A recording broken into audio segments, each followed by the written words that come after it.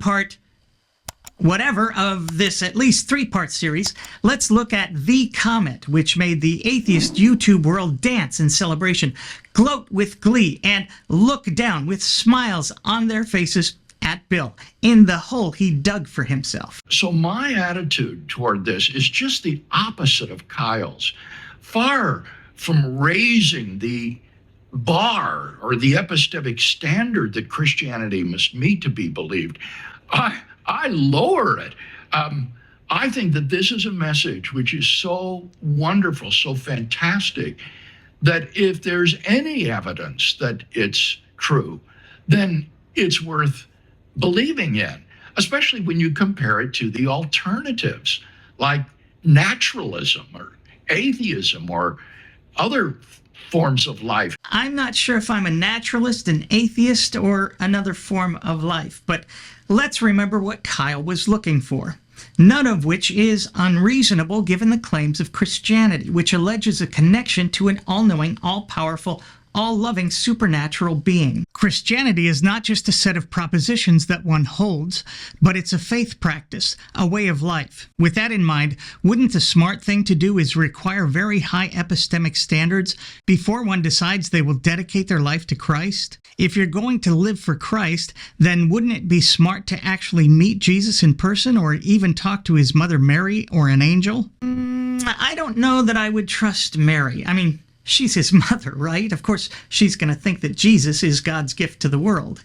And then how would you actually know that it's Mary, the real Mary? I doubt that she carries a driver's license or some form of state ID. She probably wouldn't even be eligible to vote in most red states. By the way, that's a problem for meeting Jesus or an angel as well. How would we know it's Jesus? Hell, most American evangelicals would open fire on any short, brown-skinned man dressed like Bin Laden who appeared suddenly in their home or elsewhere. And then with the supernatural and Satan's minions running around deceiving humanity, I don't see how we'd ever be certain it wasn't Beelzebub playing a trick on us, right? But the Christian God is allegedly all-powerful, so I guess there'd be some way of making sure that we were actually meeting Jesus and Mary and not their evil twins. Of course, that assumes that there is a God in the first place, and that such a being is or even can be all-powerful, whatever the hell that means, and then we'd have to assume that he really is a nice guy and not just playing a trick on us like he did with Abraham. I know what you're thinking.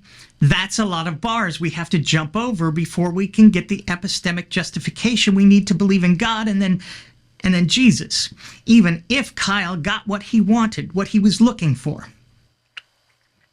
Well, that's why Bill's comment is so refreshing and reassuring.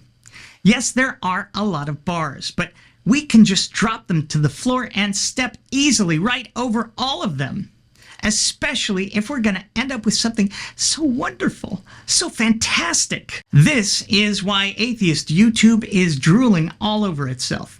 William Lane Craig is arguably Christianity's biggest name in apologetics.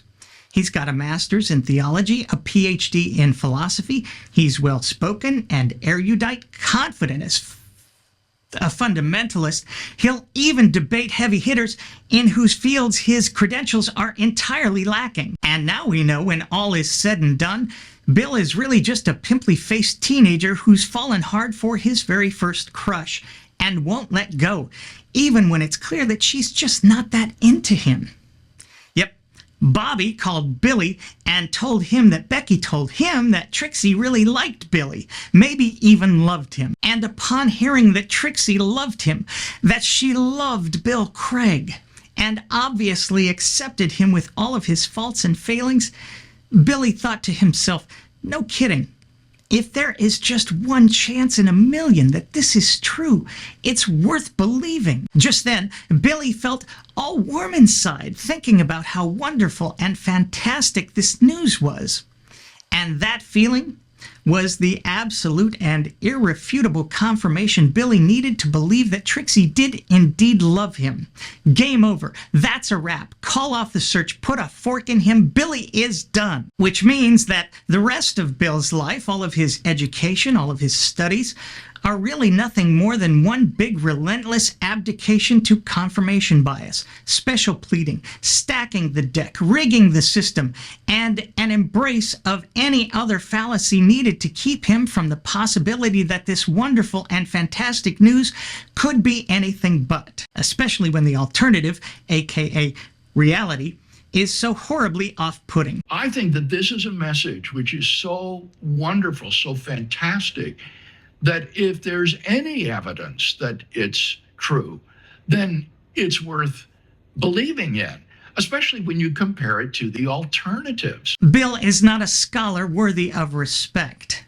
He doesn't use his venerable education and intellect to discover truth. He uses it simply to reinforce what he wants to be true. What he wanted to be true back when he was an obviously very needy, insecure teenager who'd been taught that he was less than and needed a magical cure he himself would never alone possess. The people who deserve respect are those who doggedly pursue the truth, following it wherever it takes them, even when it takes them places they'd rather not go. People who put the truth first and themselves a very distant second. Bill is not such a person. Once again, I'm me. Thanks for watching.